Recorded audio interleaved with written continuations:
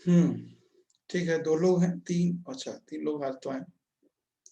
तो एक बार क्वेश्चन देख लेते हैं कुछ जो हमने दिए थे।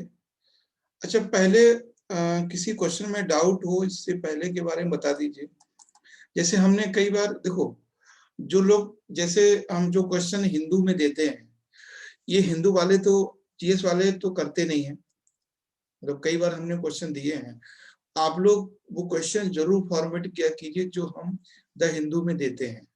मतलब कई, जैसे कल ही हमने प्रोटेस्ट को लेके कई सारे 2-3 क्वेश्चन दिए थे, और कभी कभी होता है काफी क्वेश्चन हम दे देते हैं। तो अभी तक जो करंट अफेयर्स के स्टूडेंट का किसी का हमारे पास आंसर नहीं आया है ना। तो ठीक है, उनको उतना ही वो सीरियस होते अगर क्वेश्चन आंसर को लेके, तो वो क्लास भी ज्वाइन करते। तो कम से कम आप जो क्वेश्चन दें उनका एक बार फॉर्मेट जरूर समझ लो कि इसमें क्या क्या बनेगा, क्या क्या हो सकता है, क्योंकि यही आपको एग्जाम में पास कर पाएगा। क्योंकि आंसर राइटिंग कोई एक दिन में नहीं आती, ये बात आप समझ लीजिए। ठीक है, सौरभ ने ज्वाइन कर लिया, ठीक है। तो ये है, तो ये आंसर राइटिंग कोई एक दिन की बात नहीं होती है। और सौरभ, क्वेश्चन लिखे थे आपने? 3 क्वेश्चन लिखे मैंने। अच्छा, 3 क्वेश्चन लिखे हैं।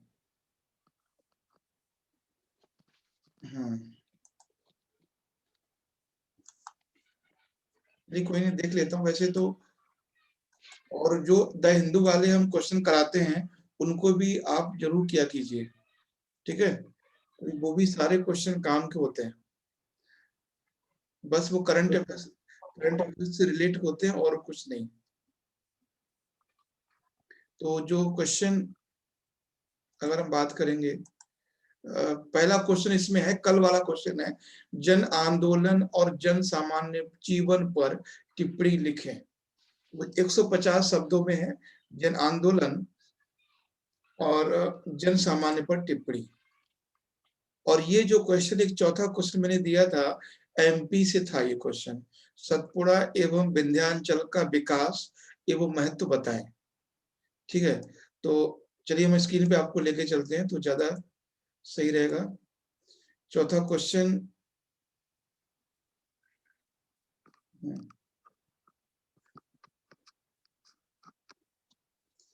क्योंकि जो एमपी का ज्योग्राफी है, या ज्योग्राफी एमपी का किसी भी स्टेट का हो, इससे कोई फर्क नहीं पड़ता है। ठीक है, कि वो ज्योग्राफी किस स्टेट का है, इससे कोई फर्क नहीं पड़ता है। तो जैसे मान लीजिए इसमें पहला क्वेश्चन है वो यही है ना। चलिए हम इसको कहीं कॉपी कर लेते हैं।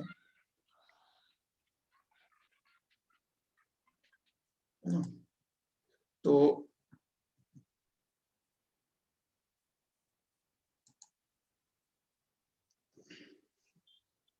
एक मिनट, ये कैसे हुआ है? हाँ,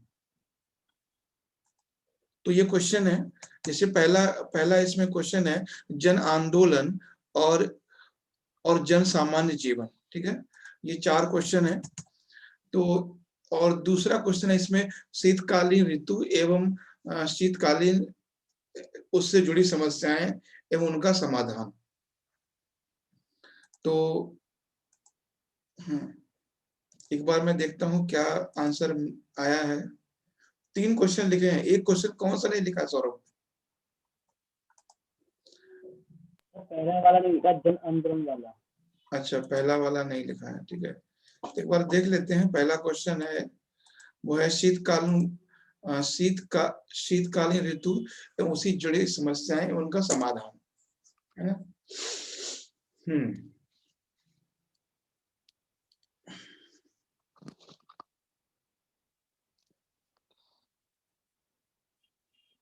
इसमें शीतकालीन से जुड़ी, देखो एक चीज समझिए कि पहली बात है, शीतकालीन जो समय लिखा है सही है, ठीक है। और इनका बस देखो कोशिश ये करना है कि इसके समय को लिख देना है। जैसे मान लीजिए आपने ये बताया कि सूर्य का उत्तरायण से दक्षिणायन होना, ये सब कारण है, ठीक है। इसको चाहे तो आप कम कर सकते हो, बस ये कि हाँ ये लिख सकते हो कि नवंबर से लेकर मार्च तक, ये डेट भी जरूरी नहीं है, ठीक है, ये डेट भी बहुत जरूरी नहीं है, क्योंकि क्योंकि ऐसा कोई डेट फिक्स नहीं होता है कि भाई आज से सर्दी शुरू हो गई, ठीक है, ऐसा कुछ नहीं है। तो बस आप ये लिख सकते हो कि नवंबर से लेकर मार्च तक का जो महीना है वो उत्तर भारत में अधिक सर्दी वाला होता है। उत्तर भारत में अदृश्यता का होना, ठीक है, और उत्तर भारत में वायु प्रदूषण का बढ़ना, ये भी ठीक है। सूर्य का प्रकाश पूर्ण धरती पर नहीं आना, ये भी सही है। परिवहन यातायात, ये भी सही है। उत्तर भारत में रहने वाले मानवों का श्वसन तंत्र प्रभावित होता है, हाँ, श्वसन संबंधी बीमारी, तो यही सब रीजन है कि श्वसन संबंधी बीमारी होती है। और एक चीज और जोड़ सकते हैं इसमें, इस समय शीत लहर चलती है, कोल्ड वेव, और कोल्ड वेव से बहुत से लोगों की मौत हो जाती है। आपने अक्सर ये सुना होगा कि जो लोग रिक्शा चलाते हैं और वो रोड पे सो जाते हैं, पता नहीं आप लोगों ने देखा कि नहीं देखा। कभी अगर आप निकलोगे रात के 11 बजे के बाद तो आपको ये चीज वहां दिखाई देगी, है ना, ये चीज आपको दिखाई देगी कि बहुत से ऐसे लोग हैं जो रोड रिक्शा चलाते हैं और वो रोड पे ही सो जाते हैं, ठीक है। तो बहुत से ऐसे लोग हैं जो रोड पे सो जाते हैं, तो शीत लहर से या अधिक ठंडी लगने से उनकी भी मौत हो जाती है, तो वो भी है। बाकी अच्छा है ये। उपाय क्या क्या लिखे हैं आपको?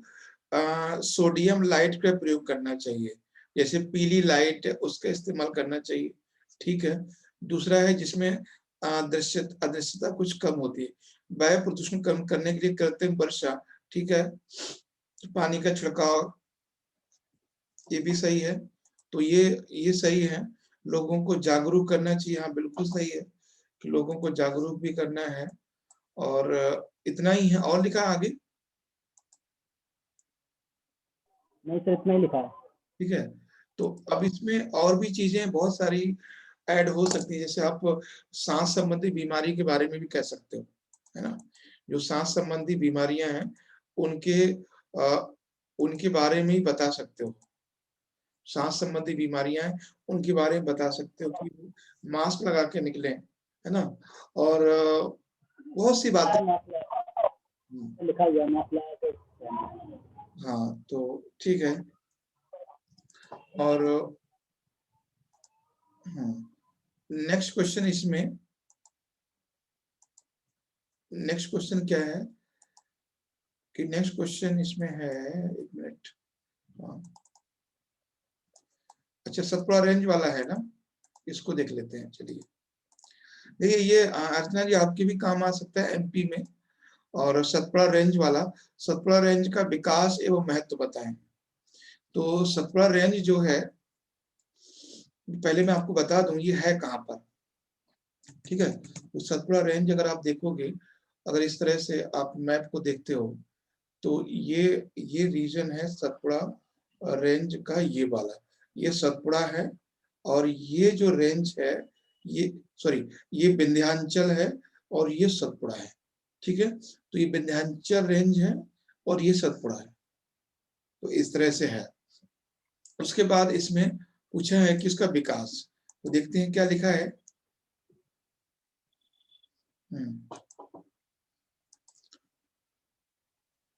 विंध्याचल का विकास बलित पर्वत, ये क्या लिखा है, बलित पर्वत, सतपुड़ा विंध्य बलित पर्वत नदी के उत्तर में है ये।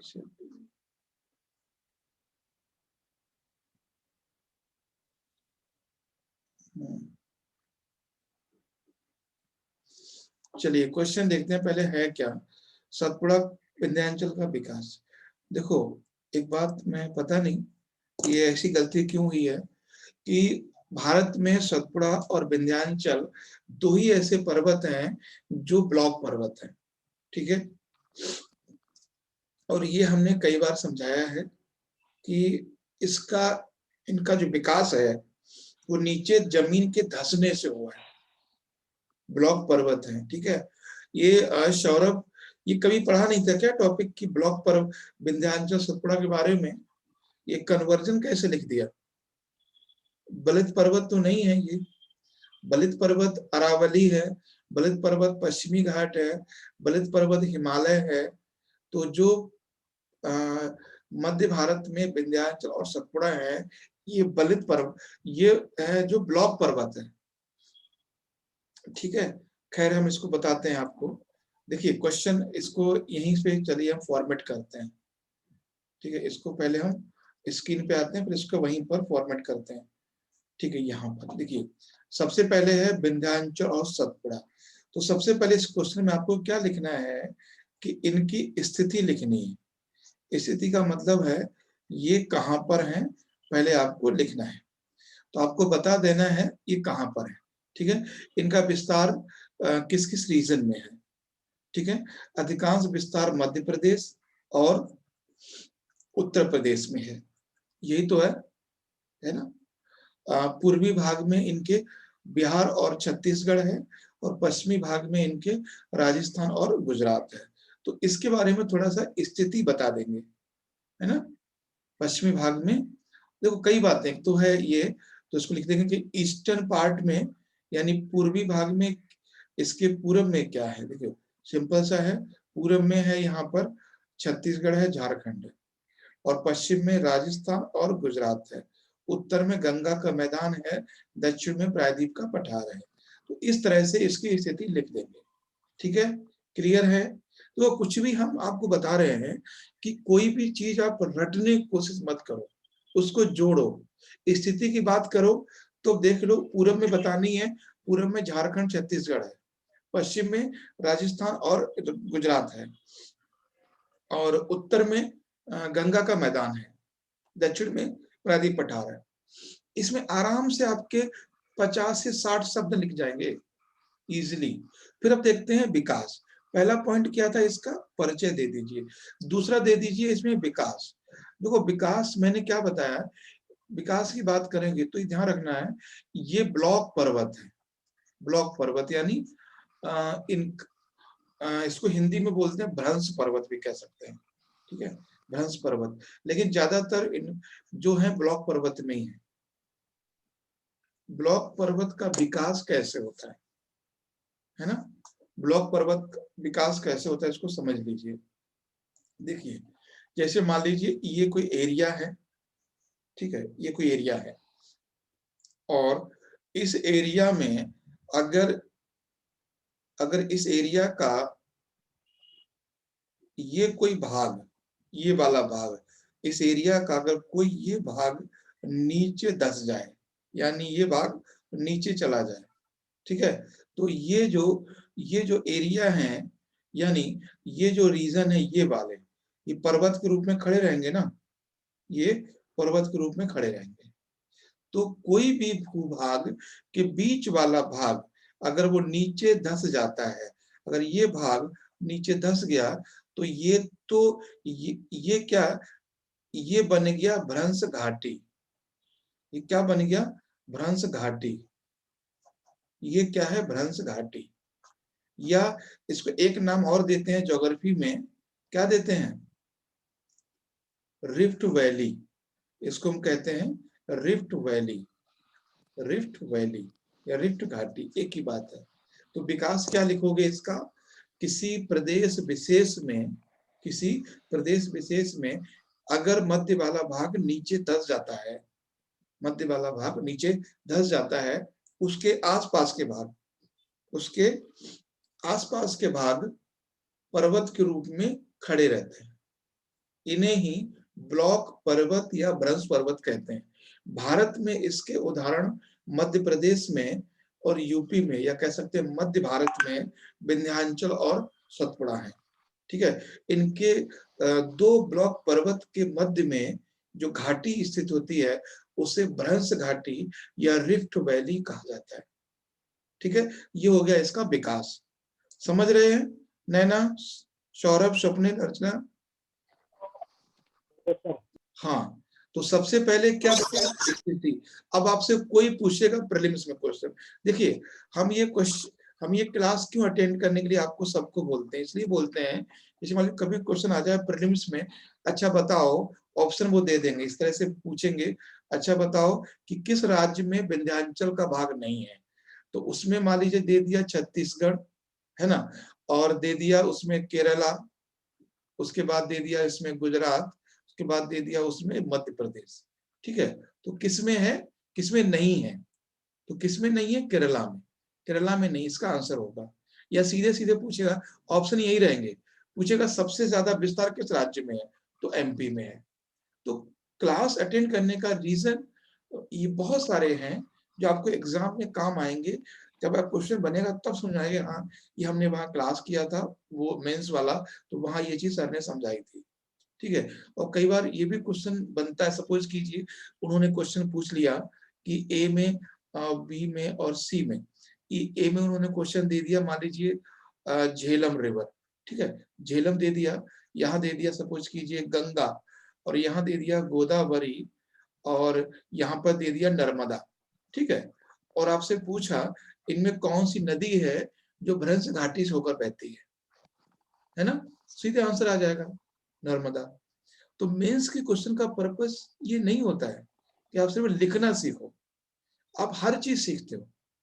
सीधे इंटरव्यू पूछ सकता है वो, अच्छा बताओ भ्रंश पर्वत का निर्माण कैसे होता है, तो जो चीज हमने आपको यहाँ पे समझाई है आप आराम से इसको बता दोगे, है ना। रिफ्ट वैली क्या होती है, तो जब कोई बीच वाला भाग अचानक से धंस जाता है उसको रिफ्ट वैली कहते हैं।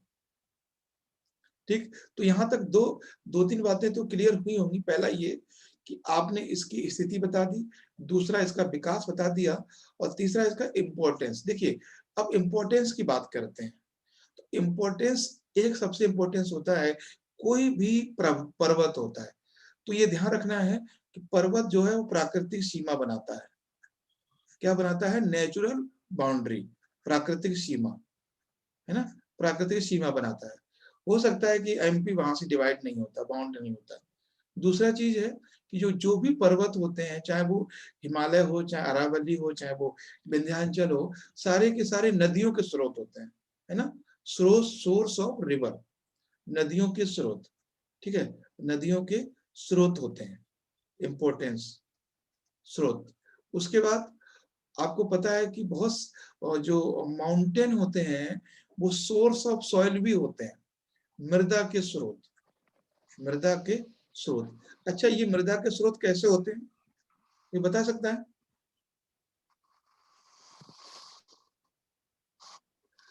कि, हमारे द्वारा लाए गए अवसादों से जब पत्थर हाँ, टूटता है तो छोटे छोटे टुकड़ों में डिवाइड होता है। हिमालय से नदियां या किसी भी पर्वत से जब नदियां निकलती हैं तो अपने साथ में बहुत सारे सेडिमेंट लेके आती हैं, बहुत सारे अवसाद लेके आती हैं, और वो अवसाद एक मैदान के रूप में जमा कर दिए जाते हैं, उन्हीं को हम कहते हैं मृदा निक्षेपण। ठीक है, उसके बाद है एक चीज और बताएं आपको कि हमारे हनुमान जी भी संजीवनी बूटी कैलाश से लेकर आए थे। मतलब क्या है कि बहुत सारी औषधियों के स्रोत होते हैं, औषधि यहाँ मिलती हैं, ठीक है, औषधि मिलती हैं। उसके बाद है, मतलब ये सब भी अप्लाई कर सकते हो आप लोग, प्राकृतिक आवास होते हैं ये, प्राकृतिक आवास। ठीक है, तो कितना जोड़ सकते हो आप, जैव विविधता होती है यहाँ पर, ठीक है, जैव विविधता होती है, और ये जनजातियों के आवास होते हैं, ठीक है, ट्राइबल्स के आवास होते हैं, जनजातियों के आवास होते हैं। मेरी बात समझ रहे हैं, बहुत सारी। अब आप समझिए, क्वेश्चन था ये 150 वर्ड का, आप आपने 50 शब्द यहाँ खर्च कर दिए, कम से कम आपके 50 से 60 यहाँ खर्च हो गए, फिर कितने बचे आपके पास, 40 शब्द, और 40 शब्द में आपको ये लिखना है, 40 शब्द में नहीं लिखना है, ये लिखना है 100 शब्द में, ये कम करना है, इधर वाला जो पोर्शन है ये कम करना है, महत्व ज्यादा लिखना है, क्योंकि जो महत्व होता है वो सबसे ज्यादा जरूरी होता है। तो ध्यान रखना है, चाहे वो ये क्वेश्चन अगर 150 में है तो 150 में 50 में सारी चीजें समेटिए और 100 में इसका महत्व लिखिए। मुझे लगता है एक दो तीन चार, है ना, 5 6 7, 7 है, 7 में अगर आप दो दो सेंटेंस बनाओगे तो 140 हो जाएंगे, है ना, शब्द आपको ज्यादा हो जाएंगे, कम करना पड़ेगा। ठीक है, तो अब ये इस क्वेश्चन में कोई डाउट नहीं, लिख लेंगे। स्थिति लिखना है, विकास लिखना है और इसका महत्व लिखना है। जी क्लियर है? Yes sir. Yes sir. अब देखिए, अब यह है जन आंदोलन और जन सामान्य जीवन। तो पहली बात हमें क्या लिखना है इसमें कि जन आंदोलन होता क्या है ना? जो है जन आंदोलन है वो क्या है? ठीक है, पहले सिंपल सा पॉइंट लिखना है कि ये है क्या, पहले लिखना है कि क्या है ना? तो जन आंदोलन क्या होता है ना? एक ऐसा आंदोलन या ऐसा विरोध जिसमें जन समुदाय का एक बड़ा समूह भाग लेता है। लिख लीजिए इसको, जन आंदोलन एक ऐसा जन समूह जो सरकार के विरोध में भाग लेता है, ऐसे। ठीक है, जन आंदोलन यानी ये बहुत अधिकांश लोगों का समूह। सर एक बार वो बोल दीजिए। जन आंदोलन ये ऐसे लोगों का समूह है, ऐसे लोगों का समूह है जिसमें बड़ी संख्या में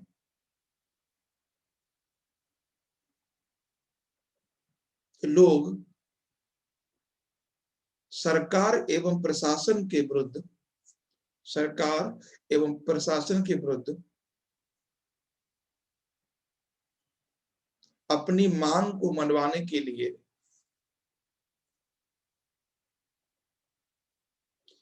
एकत्रित होते हैं या प्रदर्शन करते हैं, जन आंदोलन कहलाता है।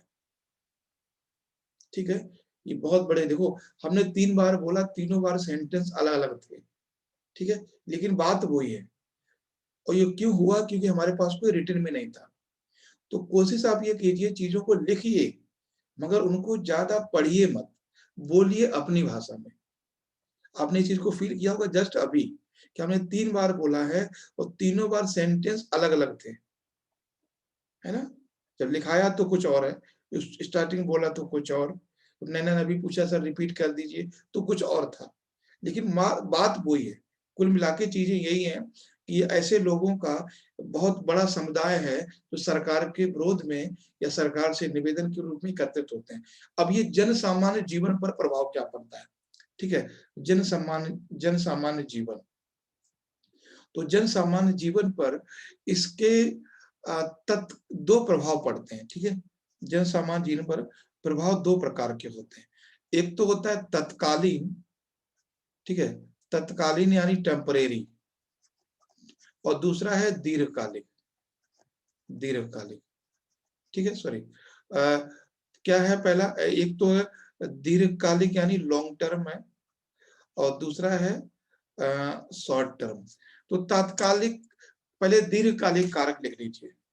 एक बात आप लोग ध्यान रखना है, आंदोलन कोई भी हो, दीर्घकालिक आंदोलन जो है एक बहुत बड़े जन समुदाय की आकांक्षा की पूर्ति करता है, या जो डिजायर है उसकी पूर्ति करता है। जैसे मान लीजिए कि किसान आंदोलन कर रहे हैं, तो अगर ये सफल होता है तो आगे इनकी मांगे हैं वो इनकी मानी जाएंगी, और आगे इनके जीवन में जो ये इनको लगता है कि हमारी चीजें सही हो जाएंगी तो हो जाएंगी। 1857 विद्रोह क्या था? जन आंदोलन ही तो था, लेकिन दीर्घकालिक परिणाम कैसे हुए? सकारात्मक हुए, हमारा देश आजाद हुआ।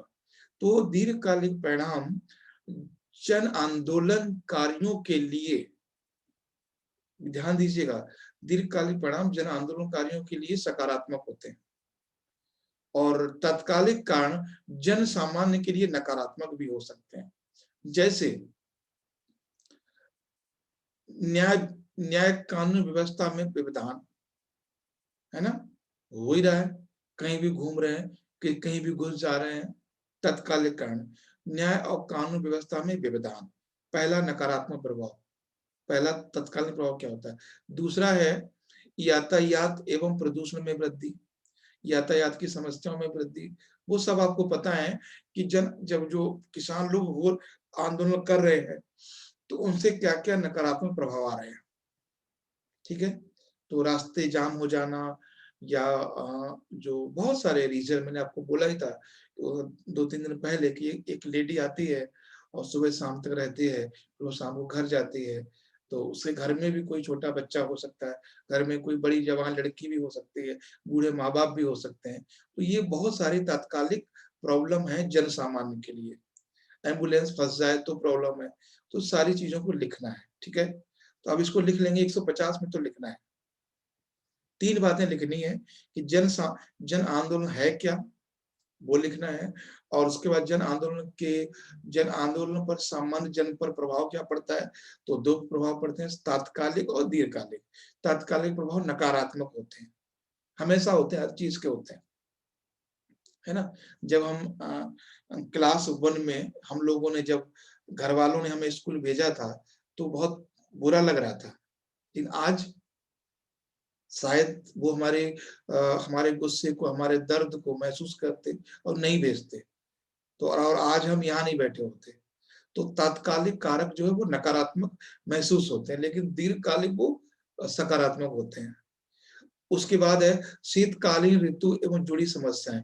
ये तो सौरभ ने क्वेश्चन लिख ही दिया था, तो इसमें कोई दिक्कत है नहीं कि शीतकालीन का समय लिखना है कि कब से कब तक है, तो नवंबर से लेकर मार्च तक है।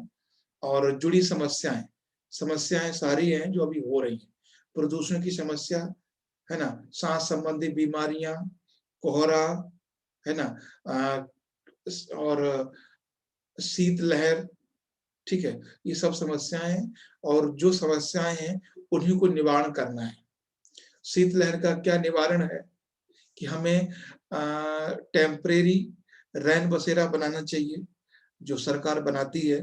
जो लोग भिखारी हैं या जो लोग होमलेस हैं, जिनके पास घर नहीं है, रिक्शा चालक हैं या जो भिखारी हैं, और भी जो भी लोग हैं जिनके पास अपना घर नहीं है, जो रोड पे सोते हैं और मजदूर भी सोते हैं रोड पे, ऐसा नहीं है, तो वो भी वहाँ सो सकते हैं। तो हर किसी का सॉल्यूशन है। और दूसरा है इसमें नेक्स्ट तीसरा क्वेश्चन है, भारत में हुए हाल में हुए उत्तर भारत में किसान आंदोलन एवं प्रशासक के रूप में अपनी भूमिका बताएं। ये क्वेश्चन लिखा है? क्वेश्चन लिखा है। ठीक है, मैं देखता हूँ एक बार ये कैसे लिखा है, क्या इसमें है। ये तो सबसे आसान क्वेश्चन था और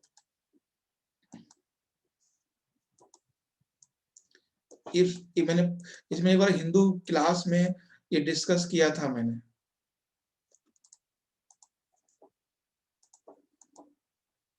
तो आप लोग हिंदू क्लास भी, हिंदू का जो क्वेश्चन भी वो भी ध्यान दिया कीजिए। ये नहीं बोलना कि अरे हम तो टेस्ट सीरीज कर ही रहे, हमारा क्या, सर बताएंगे ही। हाल में हुए उत्तर भारत आंदोलन, किसान आंदोलन में भूमिका बताएं। तो इसमें सबसे बड़ी बात है, इसमें अपने प्रशासक के रूप में भूमिका बतानी है, ठीक है, प्रशासक के रूप में भूमिका बतानी है। तो प्रशासक के रूप में भूमिका, यहाँ पे प्रैक्टिकली चीज मैं समझाता हूं आपको। एक है होम मिनिस्टर, ठीक है, और दूसरे हैं सपोज कीजिए एसएसपी, ठीक है, या फिर डीआईजी हो सकते हैं, है ना, या फिर डीजीपी हो सकते हैं, जो भी ये लोग हैं।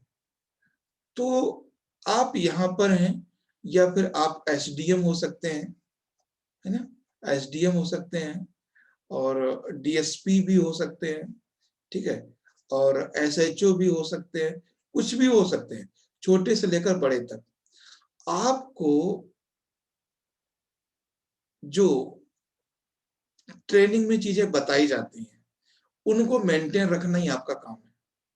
पहली बात, उनको मेंटेन रखना ही आपका काम है। सबसे पहली ट्रेनिंग में एक चीज बताई जाती है कि आपको लॉ एंड ऑर्डर कंट्रोल में रखना है। लॉ एंड ऑर्डर आपको कंट्रोल में रखना है और आपको अपने सीनियर का आदेश का पालन करना है। आदेश का पालन करना है। एक प्रशासक का ये भूमिका होती है। एक बात ध्यान रखना है, कभी प्रशासक संविधान की कसम नहीं खाता है। कभी चीज देखिए कि जब आप आईएएस बनते हो तो आपको शपथ संविधान की नहीं दिलाई जाती है ना? आपको संविधान उस कानून की दिलाई जाती है जो आपके लिए बनता है। संविधान ये नहीं कहता है कि 10 डिग्री टेम्परेचर में आप किसी के ऊपर ठंडा पानी डालो, ये संविधान नहीं कहता है ना? ये संविधान नहीं कहता है कि कोई आदमी चुपचाप खड़ा है आप उसको डंडा मारो, ये संविधान नहीं कहता है, लेकिन आपको करना पड़ता है। तो मेरा कहने का मतलब है कि डीआईजी, डीजीपी, एसएसपी, एसएचओ सीधे सीधे होम मिनिस्टर को कांटेक्ट नहीं करते। इनके ऑर्डर का फॉलो आपको नहीं करना है। आपको फॉलो करना है जो इनका सचिव है, वो आपको रिकमेंड करता है कि आपको क्या करना है। गवर्नमेंट ऑर्डर क्या है? गवर्नमेंट ऑर्डर हमेशा सेक्रेटरी आपको देता है।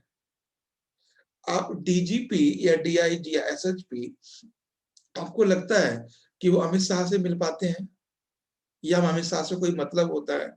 जो उनके सचिव हैं वो सारी गाइडलाइन जारी करते हैं और सचिव को गाइडलाइन सरकार द्वारा दी जाती है। तो मेरा सिर्फ कहने का मतलब ये है कि आप प्रशासन में रह के, अब जो मैं बोला उसको ध्यान दीजिए, आपको प्रशासन में रह के प्रशासन के अंडर में काम करना होता है ना? एक एसएचओ है, विधायक का फोन आए अलग बात है, लेकिन उसको ऑर्डर किसका मानना है? एसएसपी का। एसएसपी ऑर्डर किसका मानना है? डीआईजी का। डीआईजी ऑर्डर किसका मानना है? आईजी का। आईजी को ऑर्डर किसका मानना है? डीजीपी का। डीजीपी को किसका ऑर्डर मानना है? जो होम सेक्रेटरी का सचिव है उसका ऑर्डर मानना है। ठीक है, अगर वो स्टेट में है तो। मतलब आपको प्रशासन के अंडर में ही काम करना है, न कि शासन के अंडर में काम करना है। ये बहुत छोटी सी बातें हैं, लेकिन हम लोग मीडिया वाले या जो लोग इतना नहीं समझ पाते। कोई फर्क नहीं पड़ता अगर आप जिलाधिकारी हैं या एसडीएम हैं कि आप किसी मंत्री की बात नहीं माने, कोई फर्क नहीं पड़ता। वो कुछ नहीं कर सकता, एक मंत्री या विधायक कुछ नहीं कर सकता। जो कुछ करना है वो सचिव करेंगे। सचिव आपका ट्रांसफर करेंगे, सचिव आपको सस्पेंड करेंगे, सचिव आपको छुट्टी पे भेजेंगे। जो भी करना होगा आपका सीनियर ऑफिसर ही करेगा, और वो पर्सन जो सेलेक्ट हुआ है, इलेक्ट वाला नहीं, वो पर्सन जो सेलेक्ट हुआ है, इलेक्ट वाला नहीं। मेरी बात समझ रहे हैं? वो सेलेक्ट हुआ है। तो ये चीज माइनर लेवल पे है लेकिन बहुत इंपॉर्टेंट है, और लिखते समय बहुत काम आएंगे ये चीजें आपको। खैर, अब देखते हैं क्या लिखा है। एक प्रशासक किसान आंदोलन करने के लिए एक स्थान दिलवाना, और इससे यानी सीधे सीधे लिखना है कि उन्हें एक सुरक्षित स्थान प्रदान करना है जरूरी होगा। कोई भी आंदोलनकारी हो, किसान आंदोलन करने वालों को मूलभूत आवश्यकताएं पूरी करना, सही है। आंदोलनकारियों के लिए समझाना, उनसे निगोशिएट करना, बात करना, समस्या नहीं होनी चाहिए आंदोलन बढ़ने पर। यही सारी चीजें थी जो मैंने उस दिन डिस्कस किए थे। ये सारे पॉइंट सही है, ठीक है। इन्हीं को आपको लिखना है, और इससे बेहतर भी लिख सकते हैं अगर आप प्रैक्टिकली चीजों को अपनी आंखों से देखोगे। आंखों से देखने का मतलब ये नहीं है आप जाके वहां पे बैठोगे ना, मीडिया को वॉच करो, कौन जा रहा है, कौन आ रहा है, क्या हो रहा है, क्या कर रहे हैं लोग, फिर समझना है, ठीक है, फिर समझना होता है। और कभी भी मंत्री से मीटिंग होती है या किसी भी विधायक से, तो उसका सचिव जरूर होता है साथ में। सचिव ही आपको गाइडलाइन कर सकता है, गाइड दे सकता है ना। ये चीज है, ये सिस्टम ऐसे चलता है। कभी आप अगर आप ऑफिसर से मिले, जिन लोगों से कई बार मेरी बात होती है, तो वो अपने सचिव से बहुत डरते हैं। उनको बहाना बनाना होता है। जब मेरी शादी थी तो कई लोग जो मेरे फ्रेंड थे, उन लोगों को मैंने बोला, तो एक दो ने यही बोला कि यार सेक्रेटरी, यार सीएस आ रहे हैं, सीएस का मतलब सेक्रेटरी आ रहे हैं, तो इसलिए यार पॉसिबल नहीं हो पाएगा। तो वो लोग मुख्यमंत्री ज्यादा सेक्रेटरी डरते हैं, क्योंकि वो सेक्रेटरी के अंडर में ही काम करते हैं, ना कि मुख्यमंत्री के अंडर में काम करते हैं। क्योंकि उनका अपॉइंटमेंट करना, उनको सस्पेंड करना, उनका ट्रांसफर करना, सारा काम सेक्रेटरी का होता है। तो ये चीज है। अगर ये चीज आप लिखोगे क्वेश्चन में, तो एग्जामिनर को लगेगा कि हाँ वास्तव में इस कैंडिडेट को अंदर की बातें पता है, वरना हम सिंपल बोल देते हैं सरकार की बातें मानिए, सरकार नहीं, है ना। और आपको प्रशासन की बातें माननी है, इसलिए आपको संविधान की शपथ नहीं दिलाई जाती।